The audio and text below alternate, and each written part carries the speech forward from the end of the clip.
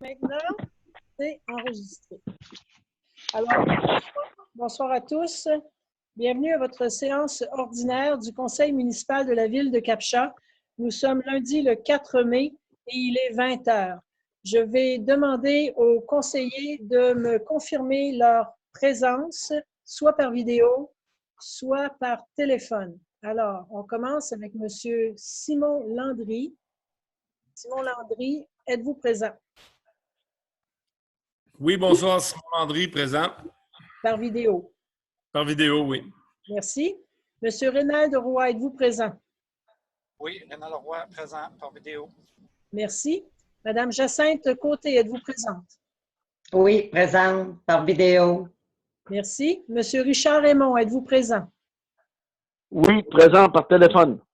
Merci. Monsieur Jean-Marc Lemieux, êtes-vous présent? Oui, présent par vidéo. Merci. Monsieur Louis XVI Sergerie, êtes-vous présent? Oui, présent par vidéo. Merci beaucoup. Alors, nous formons quorum, nous sommes présents, tout le monde est présent. Et moi, je suis à l'hôtel de ville de Cap-Chat et je suis en présence de monsieur Yves Roy, directeur général et greffier de la municipalité de la ville de Cap-Chat, et en présence de madame Marielle Aymon, trésorière de la ville de Cap-Chat. Et bien sûr, les distanciations sociales sont respectées. Nous sommes 3 dans la grande salle de conférence. Alors, au niveau de l'ordre du jour, je vais vous le lire. Alors, au point numéro 1, ce sera l'ouverture, c'est déjà signalé à 20 h. Au point numéro 2, une résolution pour adoption de l'ordre du jour. Au numéro 3, une résolution adoption du procès-verbal de la séance ordinaire du 6 avril 2020. En trésorerie, au point numéro 4, une résolution approbation des comptes mensuels réguliers de la ville de Cap-Chat. En administration, au point numéro 5, résolution, autorisation de paiement de factures pour l'achat de pièces, réparation du souffleur à neige chez G.A. Larue. Au point numéro 6, ce point est retiré. Le point numéro 7, une résolution, ministère du Transport du Québec, confirmation de route sous juridiction municipale concernant les chemins Landry de la Petite-Rivière de Cap-Chat et route Jean-Baptiste Larrivée. Au point numéro 8, une résolution, déclaration d'ouverture de route, tronçon de route du secteur du chemin de la Petite-Rivière de Cap-Chat. Au point numéro 9, résolution, demande d'aide financière, Corporation de l'Aréna de Cap-Chat. Aux travaux publics, au point numéro 10, résolution, achat d'une lame à neige pour un tracteur de ferme, le groupe JDL Larue. Au point numéro 11, résolution, achat d'un souffleur à neige pour tracteur de ferme, la coop Purdel. Au point numéro 12, résolution, mandat pour vérification et validation de mesures de débit chez Andrés et Alzar. Dans les affaires nouvelles, au point numéro 13A, une résolution, mention spéciale à l'endroit de Mme Rachel Simard, secondaire 1, école de l'Escabelle de Cap-Chat. Ce sera suivi du mot du maire. Il n'y aura pas de période de questions puisque nous sommes sous sein privé et il n'y a pas de public. Et au numéro 15, ce sera la levée de l'Assemblée. Alors, je demande un proposeur pour l'ordre du jour, s'il vous plaît. Jean-Marc propose. Merci.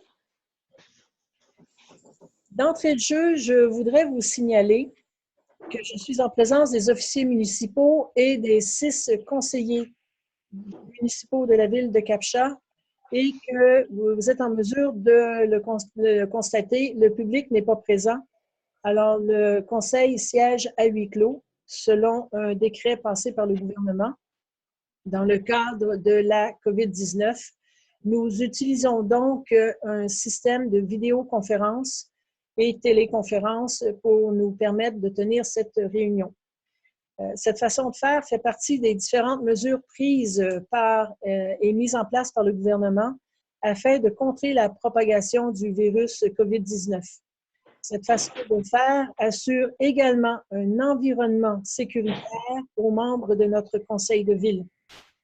D'ailleurs, à cet effet, une résolution a été prise déjà en avril 2020.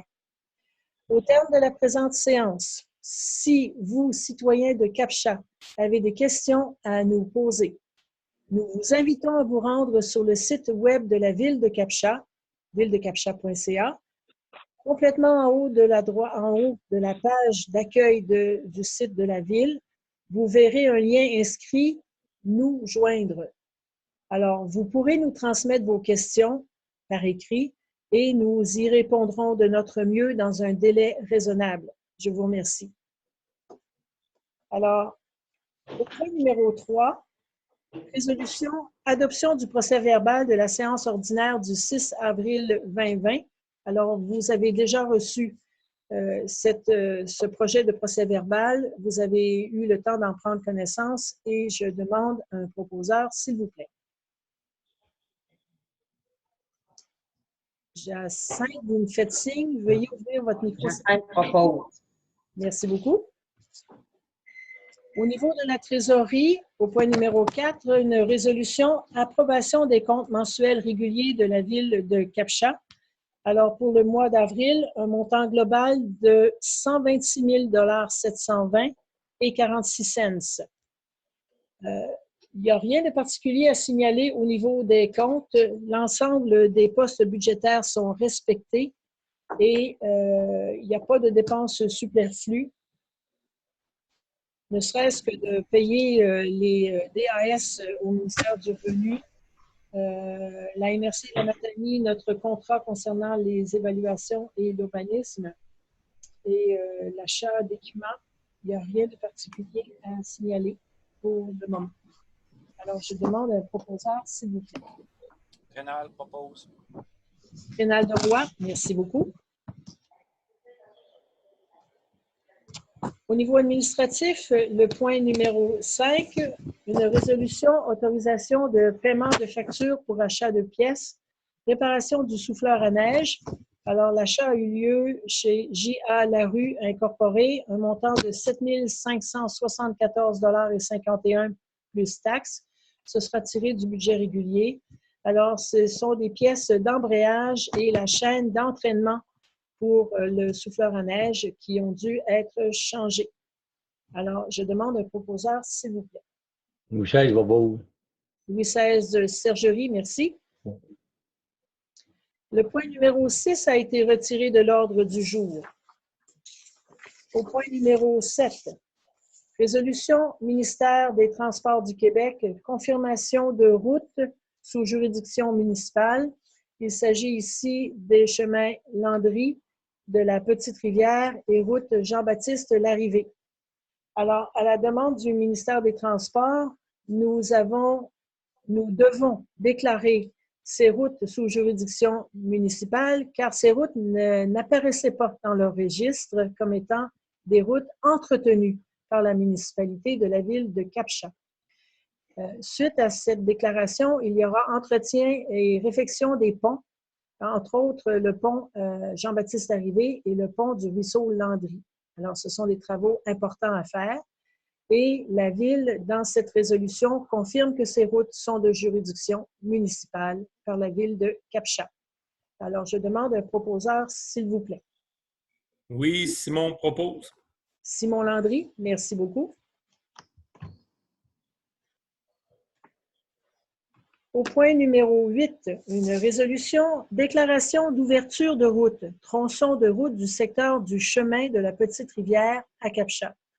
Alors, en 2017, suite à un grand coup d'eau, il y a une portion du chemin de la Petite-Rivière de Captcha qui s'est effondrée et on a dû fermer ce tronçon de route-là et dévier la route de la Petite-Rivière un nouveau tronçon entre le chemin Landry et le pont de la Petite-Rivière de Captcha.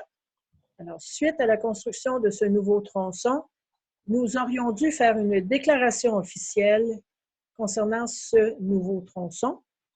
Alors, tout le monde savait que c'était fait, mais la déclaration officielle n'a pas été faite. Alors, cette résolution ici déclare officiellement l'ouverture de ce nouveau tronçon à la disposition du public. Alors, c'est le tronçon de route du chemin de la Petite-Rivière de Captcha qui se situe entre le chemin Landry et le pont de la Petite-Rivière. Alors, j'ai besoin d'un proposeur, s'il vous plaît. Michel Sergerie propose. Alors, le tout sera déposé. Merci, M. Sergerie, Louis XVI Sergerie. Au point numéro 9, une résolution, une demande d'aide financière par la Corporation de l'Aréna de Captcha, un montant de 3 502,84 $ tiré du budget régulier. Alors, il s'agit ici, en fait, de l'aide financière que l'on octroie à la Corporation de l'Aréna pour payer l'employé de la Corporation de l'Aréna pour la période du 29 mars au 18 avril 2020. Fait à signaler, puisque la COVID-19, la pandémie fait son œuvre et cet employé a dû être placé en arrêt de travail puisqu'il y a eu annulation de toutes les activités sportives, loisirs et culturelles pendant la pandémie. Alors, je demande un proposeur, s'il vous plaît. Jean-Marc Lemieux propose. Merci. Au point numéro 10, alors les points numéro 10 et les numéros 11, ce sont deux points semblables. Alors, au niveau des travaux publics, au point numéro 10, une résolution pour l'achat d'une lame à neige pour un tracteur de ferme. Le groupe JLD Larue, un montant de 6 611 $ plus taxes tirées du surplus accumulé. Alors, en fait, la ville de Captcha possède un tracteur de ferme John Deere de 80 HP, horsepower, qu'elle utilise principalement en période estivale pour l'entretien des bordures de route.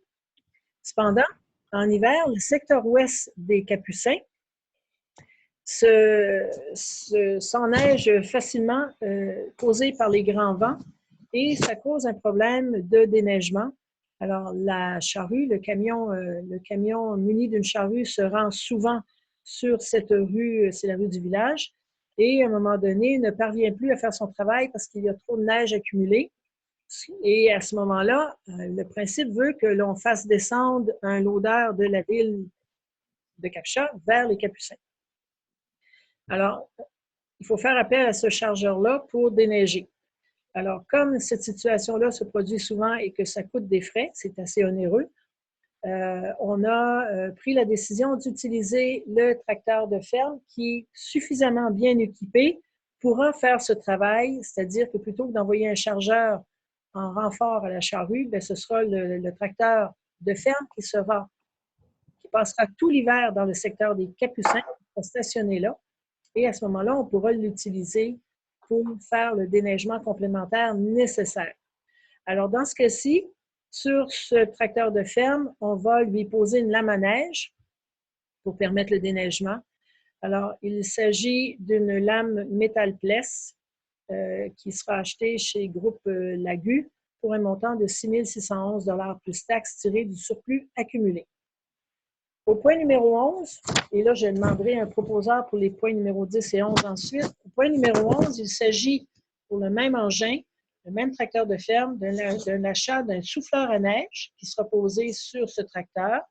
Et cet achat sera fait chez Coop Purdel, un montant de 13 700 $ plus taxes tiré du surplus accumulé.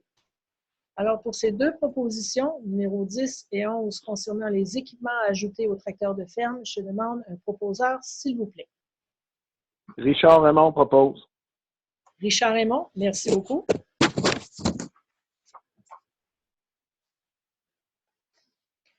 Au point numéro 12, il s'agit d'une résolution annuelle que l'on prend tous les ans.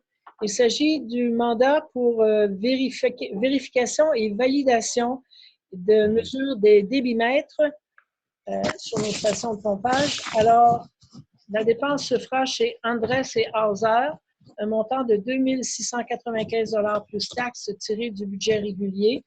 Alors, tous les ans, c'est pas un caprice de notre part, c'est une obligation.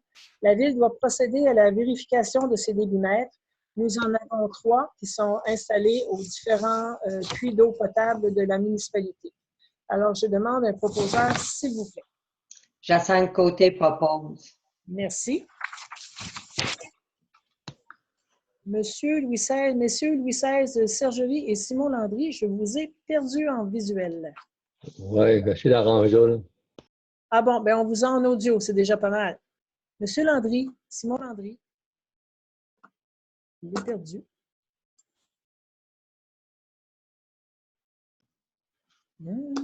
Puis, je suis là, je vous entends. Ah, parfait. Merci, M. Landry. Toujours en mode audio. Parfait. On vous a en mode audio. Merci beaucoup. Au point 13A, alors, il s'agit d'une résolution mention spéciale à l'endroit de Mme Rachel Simard, étudiante du secondaire 1 de l'école de l'Escabelle de Capcha. Alors, cet hiver, le journal Graphici de la Gaspésie, dans son édition d'hiver ou printemps, a lancé un concours d'écriture et le thème, c'était « Plus haut que les flammes ». Il y avait deux portions d'écriture dans ce texte-là. Il y avait une portion jeune et une portion adulte. Alors, au niveau de la portion jeune, Mme Rachel Simard, son texte a été retenu avec mention spéciale. D'ailleurs, il faut signaler que Rachel est la fille de l'un de nos citoyens de Capcha, qui est pompier, M. Danny Simard. Et Rachel a soumis un texte qui s'intitule « Cette terrible histoire, malheureusement réelle ». Elle s'est vue décerner une mention spéciale par le jury, c'est tout à son honneur. Et la Ville désire encourager ce genre d'initiative et nous croyons fortement qu'il est opportun de souligner officiellement cette implication de la jeune Rachel et parler de sa réussite. Alors, bravo Rachel Simard. Et à cet effet, nous vous décernons, nous aussi, une mention spéciale de la Ville de Capcha. Alors, j'ai besoin d'un proposeur, s'il vous plaît. Jean-Marc Lemieux propose. Jean-Marc Lemieux, merci beaucoup. Alors, nous sommes déjà rendus au mot du maire. Alors, je voudrais vous informer que notre service d'urbanisme est fonctionnel, comme l'hôtel de ville est fonctionnel, mais nous ne sommes pas fonctionnels de la façon habituelle. Au niveau de la ville de Capcha, tous les employés sont en service à l'intérieur de l'hôtel de ville au niveau administratif et à l'extérieur dehors au niveau des réseaux des travaux publics. Et nous fonctionnons par rendez-vous et nous fonctionnons par téléphone. Alors, il est important, si vous avez besoin de nos services, d'appeler ici à l'hôtel de ville ou d'appeler le contremaître de la voirie si nécessaire. Et à ce moment-là, dans tout ce qui nous est possible de faire, nous offrirons les services nécessaires, dont entre autres le service d'urbanisme. Les permis de construction, rénovation, démolition. Alors, tous ces permis-là sont encore essentiels quand on a des travaux à faire sur nos terrains, nos résidences. Et vous devez contacter la ville de Capcha par téléphone.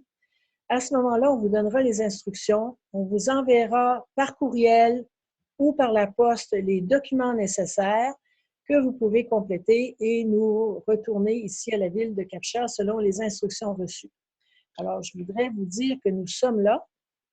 C'est sûr qu'on fonctionne à la vitesse pandémique, mais tous les services sont assurés. Soyez sans crainte, c'est important, on est là pour vous. Dans un autre ordre d'idées, habituellement, en ce temps-ci de l'année, au printemps, la rivière, il y a un coup d'eau. Alors, on a été chanceux. En 2018, ça ne s'est pas produit. Il y en a eu un, mais pas très fort. En 2019 non plus. Et là, en 2020, on surveille étroitement la rivière encore cette année. Nous avons une équipe de surveillance sur le terrain. Éric Savard, le capitaine Éric Savard, le chef Éric Savard, est sur le terrain. Yves Roy, notre directeur général qui habite dans ce secteur-là, est sur le terrain aussi à surveiller.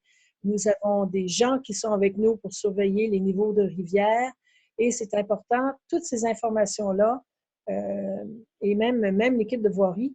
Alors, toutes ces informations-là sont colligées, sont transportées dans un tableau et ce tableau-là que l'on suit avec la sécurité civile, parce que la sécurité civile on lui transmet aussi ce tableau d'informations-là et les surveillances de la rivière se font étroitement et l'on souhaite, on préfère prévenir que guérir, alors c'est important.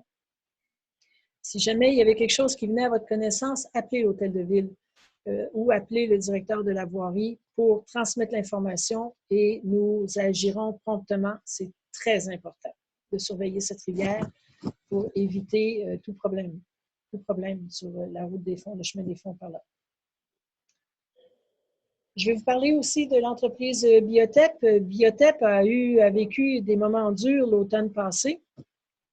Vous savez que Biotep à Capcha fabrique un produit insecticide qui est naturel, qui est vaporisé sur les pommes et les poires pour éviter que les petites chenilles mordent dans ces pommes et ces poires-là. Alors, l'an passé, en 2019, la température a été beaucoup trop fraîche, ce qui fait que ces petites chenillettes-là ne se sont pas développées. Et bien, par le fait même, l'entreprise Biotep n'a pas vendu autant de produits biologiques qu'elle le faisait habituellement. Alors, ils ont eu un coup dur au niveau financier l'automne passé. Il y a des programmes qui existent à cet effet-là. Alors, ils ont fait un énorme travail pour présenter des demandes dans ces programmes-là. Et ils ont demandé l'assistance de la ville de Cap-Chat pour un coup de main politique et c'est ce que nous avons accepté de faire. Et ce coup de main politique s'est avéré positif et Biotep a pu redémarrer ce printemps. Et si la COVID peut s'en aller, eh bien, ils sont même prêts à embaucher d'autres employés. Alors, bravo Biotep, on est content. Et merci pour votre charmante lettre. Nous sommes très heureux d'avoir pu vous donner un coup de main de la part de la ville de Cap-Chat et de ses conseillers. Merci beaucoup. Vous avez sûrement entendu parler d'Orbit. Alors, vous savez qu'Orbit a été vendu à une entreprise australienne. Là, vous me direz, ben oui, l'Australie, ils vont s'en aller avec l'équipement. Ben, c'est pas tout à fait ça. L'équipe australienne s'est formée une division canadienne, AEM Canada, qui ont repris les actifs d'Orbit et qui vont redémarrer l'entreprise ici à Cap-Chat. S'il n'y avait pas la COVID, ce serait déjà probablement fait. Mais en attendant, ils sont à remettre en état l'usine.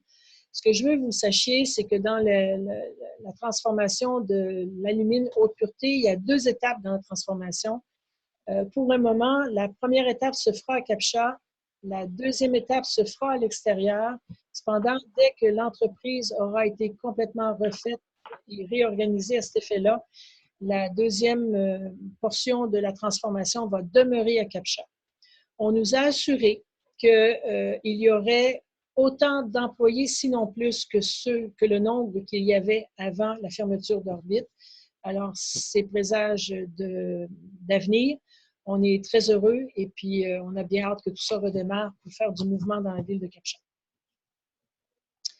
Un autre dossier intéressant au niveau investissement, cet hiver, il y a des gens, des investisseurs qui sont venus nous voir, qui sont déjà propriétaires d'un vignoble et qui désirent démarrer une distillerie à Cap-Chat. Le dossier va bon train. Il est un petit peu au ralenti vu la pandémie, mais tout se continue. Le dossier financier est monté. L'immobilisation et l'édifice qui va avec ça, les ententes sont prises. Alors, si tout va bien, d'ici la fin de l'été, sinon cet automne, nous aurons une distillerie ici à Cap-Chat qui devrait rouler bon train. En attendant, je leur ai demandé de participer au marché public, mais on verra avec le marché public ce qui va advenir avec les mesures actuelles. Je voudrais, en dernier lieu, vous rappeler les mesures sanitaires. Alors, vous savez, vous en avez entendu parler, et vous savez que normalement, le barrage de l'Éméchin devrait se lever le 18 mai prochain, dans 2 semaines, si tout va bien. Alors, aujourd'hui, c'était les Laurentides, la Naudière, Chaudière-Appalaches et Rouen qui s'ouvraient. La semaine prochaine, c'est l'Outaouais, l'Abitibi-Témiscamingue, la Tuque, Saguenay-Lac-Saint-Jean.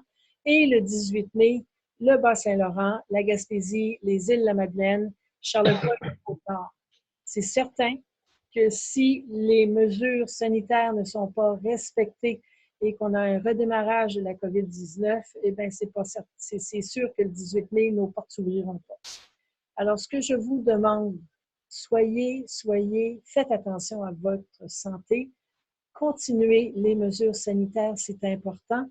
Juste pour vous les rappeler brièvement, si vous avez à tousser ou à éternuer, utilisez votre coude. Si vous avez à respecter les distanciations sociales, il faut être à 6 pieds des gens pour pouvoir leur parler. C'est sûr que si vous êtes de la même cellule familiale, votre conjointe, les enfants, c'est autre chose. Vous êtes dans la même famille. Mais soyez respectueux de ces informations-là. N'oubliez pas de vous laver les mains souvent. Et suivez les mesures qui vous sont données de la part du gouvernement du Québec. C'est pas de la tarte, on ne s'amuse pas avec ça. C'est très, très, très sérieux. C'est une question de vie et de votre santé surtout, puis celle des autres. Alors, je vous demande d'être respectueux à cet effet-là. Et si ça fonctionne bien, eh bien, le 18 mai, bien, on réouvrira le barrage, puis là, on verra ce qui va se passer. N'oubliez pas que ce n'est pas garanti qu'on soit obligé de les refermer, mais ça, c'est une décision qui vient du gouvernement du Québec et c'est pour protéger la santé de tous et chacun. Alors voilà, c'était le mot du maire. Je n'ai pas autre chose à rajouter. Je vous remercie de nous avoir suivis. Alors, dans les minutes qui vont suivre, sinon demain matin, nous allons publier ce vidéo téléconférence concernant la réunion régulière du 4 mai. Et il est présentement 20h26. On me fait signe. Ah oui, alors j'ai besoin de... Il est 20h26, alors nous devons lever l'Assemblée. Je demande un proposeur, s'il vous plaît. Rénal Roy propose. Rénal Roy, merci beaucoup. Alors, bonne soirée à tous et chacun. Merci beaucoup et à bientôt.